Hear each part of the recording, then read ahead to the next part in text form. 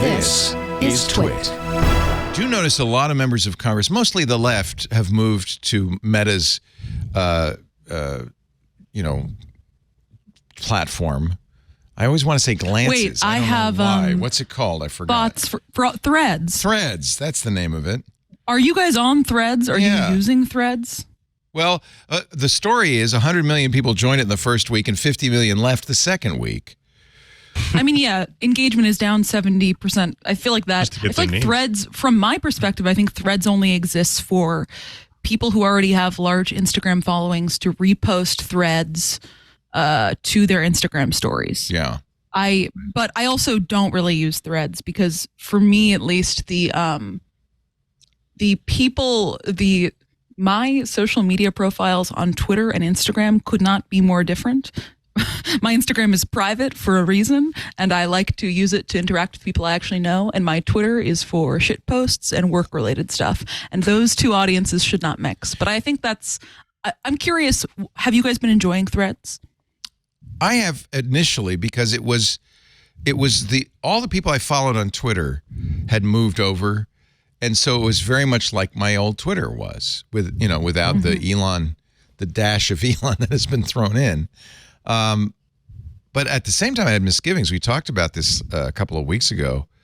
I had Dan Patterson on, who's done a lot of work in countries where Facebook has been appalling in its willingness to support dictatorships and its unwillingness to take down genocidal posts, things like that, with the Rohingya, with Myanmar. And so he practically busted a gasket when he said, but you can't support Meta. And I've heard other people say that too. And I say, well, do you have Instagram? Well, yeah, but I don't have a Facebook account. Do you have WhatsApp? Well, yeah, but I don't have a Facebook account.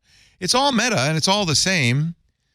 And they're all connected. And they're all connected. And I do have an Instagram account, mostly because on the show, if I want to show somebody's Instagram, I have to be logged in to see, all the posts. So I keep it for that reason. I don't really post there. And I use WhatsApp when I'm out of the country and I need to communicate with people who aren't in the U.S.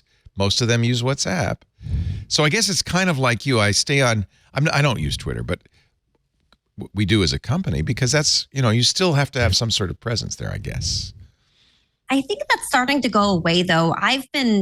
Our engagement has just totally dropped. So we do a lot of just re-upping old posts that are relevant, just policy stuff that's still going on.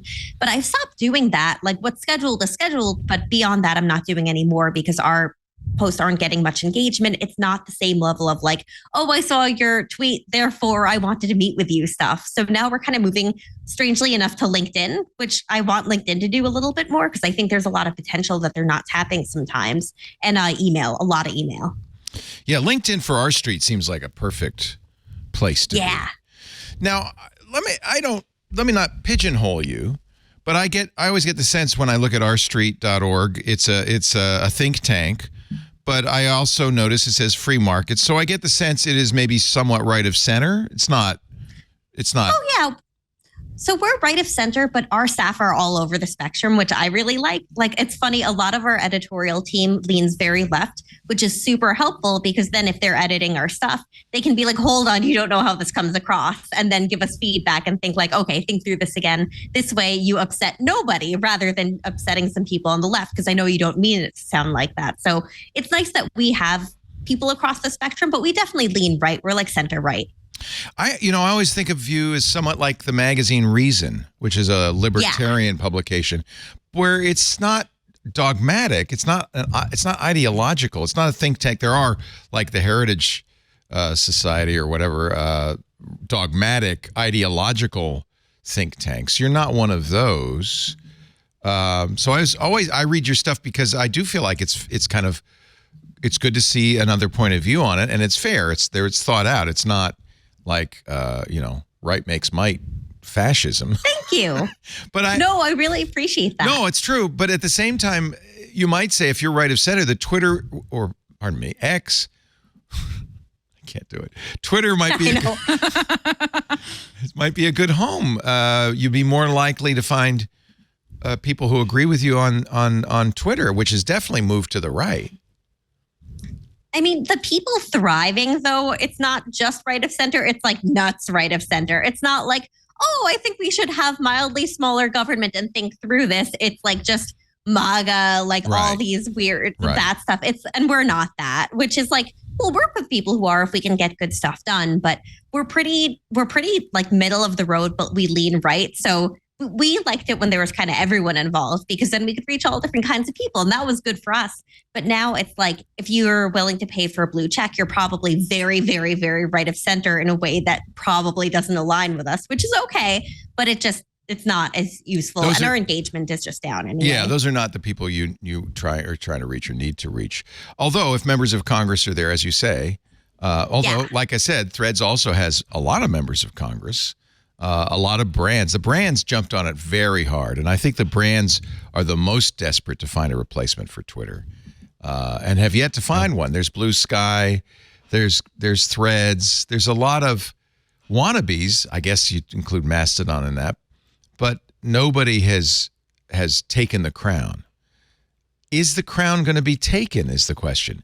Is there going to be a next Twitter?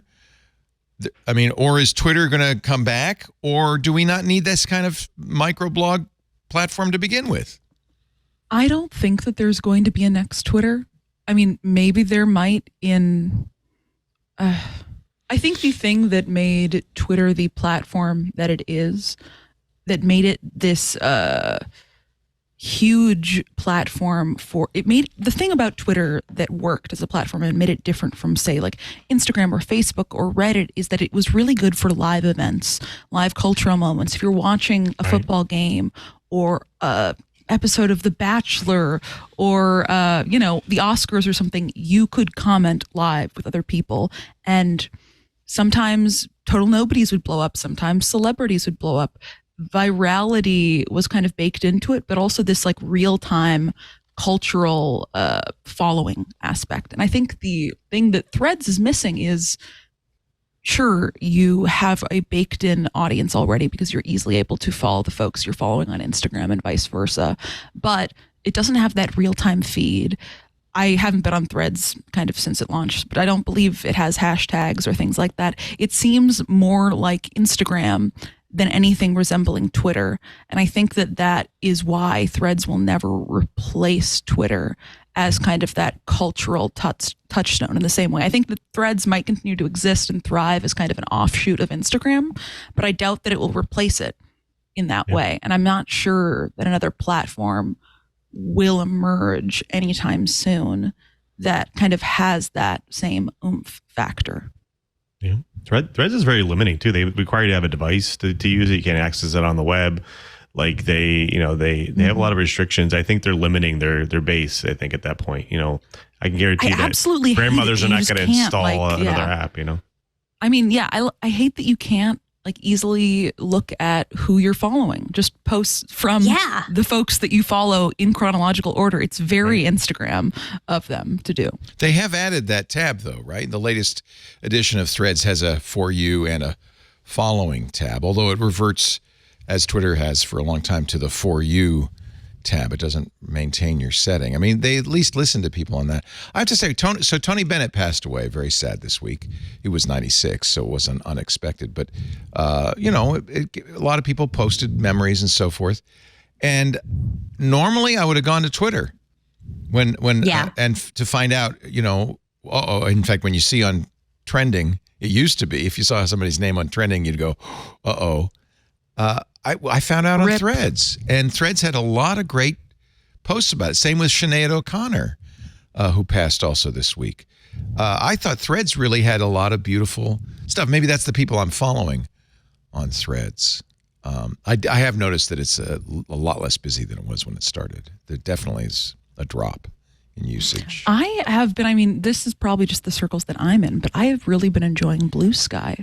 Yeah. I know that it's still in kind of It's a jolly Twitter, right? Like, it is a jolly Twitter, but I think also technically speaking, it fascinates me. It has a feature that I don't know why Twitter or other microblogging services haven't adopted, which is much like Twitter, you can see your following tab of real-time updates from whoever you follow.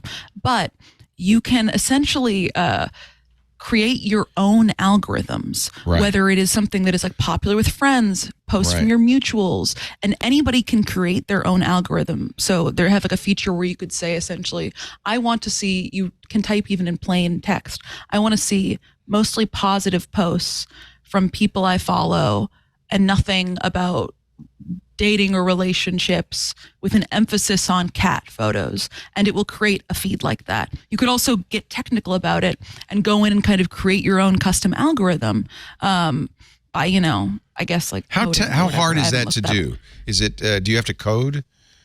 The one I described at first, I believe, is really easy. Let me see if I still have it. I thought it was. That's really cool. It's I didn't know Skyline.gay is the thing, and essentially, so if you're looking at it, it will allow you to kind of create a timeline. The base feed could be something like the people you follow or your mutuals or kind of what's hot, and you describe what you want to see more of in plain text. So you could say like, I want to see wholesome tweets, fun banter, and I want to see less of like angry posts or posts with politics. And kind of the AI will assign a match percentage to each post, and you can kind of customize how aggressive you want the AI to be. And I just think that is so cool. Like I've been able to create, and so the thing is you can both create your own timelines or you can follow other people's timelines. So, I mean, let's see, I'll pull it up here. Yeah, I have a variety of feeds, and then there's one somebody created called Black Sky, an attempt to recreate Black Twitter, for instance. And so, well, I have to be a little careful showing Blue Sky. It's not exactly porn. One of the ethoses of Blue Sky is that you can show your body even if it's not pornographic or traditionally, it's not a thirst trap. And so there's a lot of people's butts. But there's also, interestingly, like features baked in Blue Sky of moderation where you can say, I want to turn off those things. Yeah, that's right. I think that Blue Sky is very interesting. There are a couple of things that make me nervous. One, Jack Dorsey funded it with $15 million when he was running Twitter and is still on the board. So I'm a little nervous. They created their own. The idea was to create a federated social network so that other people could host instances. And they created, instead of using ActivityPub, which is what the Fediverse uses, they created their own protocol, AT-Proto, which is a fine protocol. It's a good protocol. It's just different. But they've yet to allow federation. So there are no other servers yet. And the same, by the way, Threads promises the same thing. Threads says we're going to be on the Fediverse. We're going to support ActivityPub. But I don't think there's a lot of incentive, really. I think the strong incentives are to create a centralized network like Twitter. Yeah. Well, on that note, too, like I really like Blue Sky. I think that if it developed well, it could be the next thing, and it could be better. I love all the customization, but not allowing people in until they have invite codes is something that's really holding it back. Yeah. And also, I think with having the instances, like I get the appeal of it, but I also think that some people overstate the appeal of it. Like I know a lot of my fellow tech nerd friends are really into it, but my normies are not. Like they kind of want to see a little bit of everything. And if you're going to limit them to, you can only see tech nerd posts, or you can only see Barbie posts, or like this is where you go to talk about each thing, I think it ends up being self-limiting in a way that constrains the platform and is a little bit more old school, There's another thing keeping any one of these from being the next Twitter is that they all are there. There are many, many more we haven't mentioned. And so there's no consensus that, we're all, when MySpace gave way to Facebook, there was just a broad consensus. Yeah, we're all moving to Facebook. I don't know how that happened, but there's so many choices. I think the thing is that happens slowly over time. And I think that that's kind of part of the, I remember someone asking me right when Elon Musk had bought Twitter, during that week when everyone was like posting their tearful goodbyes, like the site was going to implode immediately. They were like, what do you think is going to happen with the downfall of Twitter? I'm like, downfalls of social media sites don't happen in a flash. It happens over a period of time. It'll be people stop using the site and like slowly. And then eventually new sites are going to take off. And we don't really know what that new site is going to be and whether it's even going to be a microblogging platform to begin with. Yeah. I guess that was the root of my question was, do we even need, Linda Yaccarino, sort of vaingloriously, the new CEO of Twitter, proclaimed it the new town square. Do we? I hope not, anyway. Do we need a town square? Do we need one place everybody goes when somebody dies or when there's an event that we all can go and talk about? How important is that? I feel like all of you, maybe not you, Lou, because you've recused yourself as a nerd, but I think people do want. You don't want a town square exactly, but we want a community that we can go to and talk, right? Does it have to be the same one for all of us? Shoshana? I like the idea of having lots of different ones, like just, maybe there's one where there's a bunch of people and then there's maybe another one where there's also a bunch of people and you also have those silos. But I think it's kind of an all of the above thing that different people like communicating in different ways, in the same way that some people have more stuff they want to put on Discord and some people have more stuff they want to put on Instagram. I just kind of see it as very all of the above kind of thing and like let a million flowers bloom. And I think they will if the platforms for them are created. Spoken as a true free marketeer. The only problem with that is it's a lot of work. I mean, I see George Takei on all of them, right? George has a whole team posting. George Takei and Ellen are going to be posting no matter what platform. Everywhere. Ellen and George will come. Yeah. But if you're a normal person, posting on 6 different microblogging sites becomes work. So I think I will say one side effect of all this is I have no idea what app I am posting on when I open up whatever dark screen text-based app. I'm like, I could be tweeting, I could be skeeting, I could be threadsing. Who's to say? Tweeting, skeeting, and threadsing. Oh my. Oh, hey, that's a really nice iPhone you have there. You totally picked the right color. Hey, since you do use an iPhone and maybe use an iPad or an Apple Watch or an Apple TV, well, you should check out iOS Today.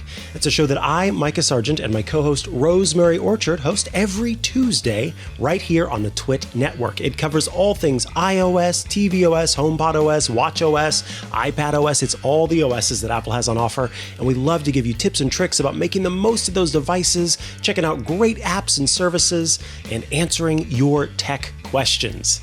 I hope you check it out.